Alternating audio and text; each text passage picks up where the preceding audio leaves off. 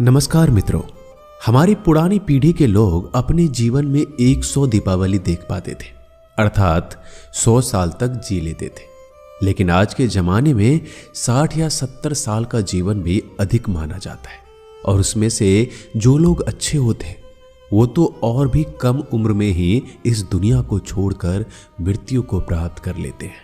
आप लोगों ने ये कहते हुए सुना होगा कि भगवान अच्छे लोगों को जल्दी बुला लेते हैं, लेकिन क्या आपको पता है कि ऐसा क्यों होता है? क्यों दूसरों का भला करने वाले अच्छे लोग बुरे और दुष्ट लोगों की तुलना में जल्दी मृत्यु को प्राप्त करते हैं? आपने लोगों को यह भी कहते हुए सुना होगा कि इस भले इंसान की इतनी जल्दी मौत क्यों आ गई, और वह दुष्ट पापी अभी तक जिंदा है, मरता क्यों नहीं? क्या सच में ऐसा होता है? क्या सच में इसका कोई कारण है? अनेक ग्रंथों में इसके बारे में बताया गया है। आज के इस वीडियो में हम इन आधारों के माध्यम से इस प्रश्न का उत्तर ढूंढने की कोशिश करेंगे। तो दोस्तों, वीडियो को पूरा देखिएगा। अगर आप इस चैनल पे अभी तक नए हैं तो चैनल को सब्सक्राइब कर लीजिए और बेल आइकन को भी जरूर दबाइएगा, क्योंकि जैसे ही हम अगली ज्ञानवर्धक वीडियो डालें वो सीधे आप तक पहुंचे और उसका फायदा आप अपनी जिंदगी में उठा सके। तो चलिए शुरू करते हैं आज का प्यारा सा वीडियो। गीता में भगवान कहते हैं, जिस व्यक्ति ने जन्म लिया है उसका मृत्यु अवश्य ही होगा। और हमारी सनातन धर्म में माना जाता है कि किसी व्यक्ति के जन्म से पहले ही ये तय हो जाता है कि उसका जन्म कहाँ होगा, उसके माता पिता कौन होंगे, उसका विवाह किसके साथ होगा, यहाँ तक कि यह भी तय होता है कि उसकी मृत्यु कहाँ और कब होगी। सभी धर्मों में मृत्यु को एक अटल सत्य माना गया है। जिसने जन्म लिया है उसे एक दिन मरना है। किसी का जीवन या मृत्यु भगवान के हाथों में होता है। आपने सुना होगा कि जितनी चाबी भरी राम ने उतना चले खिलौना। हम तो वो खिलौना है जिसकी चाबी भगवान के हाथों में होती है, और सभी चीज उन्हीं की इच्छा से पूरी होती है। हिंदू धर्म में मान्यता है कि भगवान हर मनुष्य को किसी न किसी उद्देश्य के साथ इस मृत्यु लोक में भेजते हैं। जब उद्देश्य जल्दी पूरा हो जाता है तब भगवान उन्हें वापस बुला लेते हैं। अर्थात अच्छे लोगों की मृत्यु भी उनके अच्छे कर्मों पर ही निर्भर करती है। कलयुग के लक्षण में भी बताया गया है कि इस युग में पापी अधिक वर्षों तक जिएंगे और पुण्यात्मा जल्दी इस लोक को त्याग कर देंगे। इसके अलावा आपको यह भी बता दूं कि जो लोग ये कहते हैं कि मरने के बाद इंसान खाली हाथ जाता है, उन्हें ये जान लेना चाहिए कि ऐसी 3 चीजें हैं जो मरने के बाद भी उसके साथ जाती है। एक है संचित कर्म, दूसरा है स्मृति, और तीसरा है जागृति। इसलिए अब आप किसी से ये मत कहना कि आप खाली हाथ आए थे और खाली हाथ जाएंगे।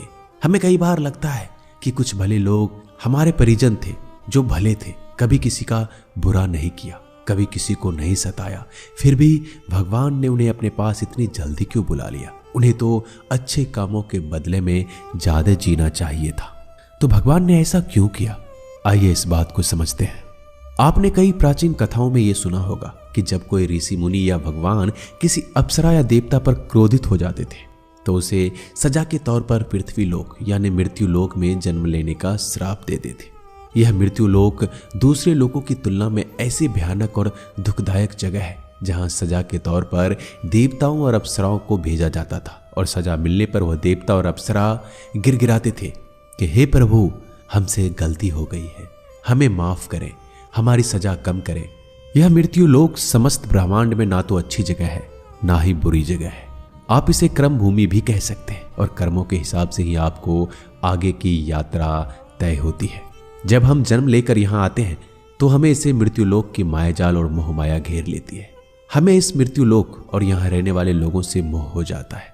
हम इस मृत्यु लोक को छोड़कर नहीं जाना चाहते, और हमारा कोई साथी इस लोक को छोड़कर चला जाता है तो हमें दुख होता है। जब किसी इंसान की मौत होती है वह जीव आत्मा यमराज के पास जाती है, और वहां उसके कर्मों का लेखा जोखा होता है। वहां देखा जाता है कि उस जीव आत्मा ने अच्छे कर्म किए हैं या बुरे कर्म किए हैं। अगर किसी जीव आत्मा ने मृत्यु लोक में बहुत बुरे कर्म किए हैं, बहुत ज्यादा लोगों को सताया है, लूटा है, दुख पहुंचाया है, तो उसे दूसरे जन्म में उन सभी के साथ हिसाब चुकता करना पड़ता है, और इसी कारण उस जीवात्मा को लंबा जीवन काल मिलता है। यदि जीवात्मा ने अच्छे कर्म किए हैं तो उसे अगले जन्म में कम सांसें दी जाती है। कई लोग कहते हैं कि अच्छा कर्म करने वाले को लंबा जीवन देना चाहिए और बुरे काम करने वालों को कम जीवन देना चाहिए। लेकिन भगवान ने जो व्यवस्था बनाई है वह सही और उत्तम है, क्योंकि इस मृत्यु लोक में रहना और जीवन व्यतीत करना हमारा लक्ष्य नहीं है। हम जीव आत्माओं का अंतिम लक्ष्य तो परम पवित्र बनकर मोक्ष प्राप्त करना है और परमेश्वर का सानिध्य प्राप्त करना है। हर एक जन्म के साथ हमें अवसर मिलता है कि हम अपनी चेतना के स्तर को अच्छे काम करके ऊपर उठाएं, क्योंकि हम बुरे काम करते हैं तो हमारी चेतना का स्तर नीचे हो जाता है और हमें हजारों और कई बार तो करोड़ों साल तक इस मृत्यु लोक में दुखों को झेलना पड़ता है। कहा जाता है कि एक जीवात्मा को 84 लाख बार इस संसार सागर के चक्कर काटने पड़ते हैं, तब जाकर उसे मोक्ष मिलता है।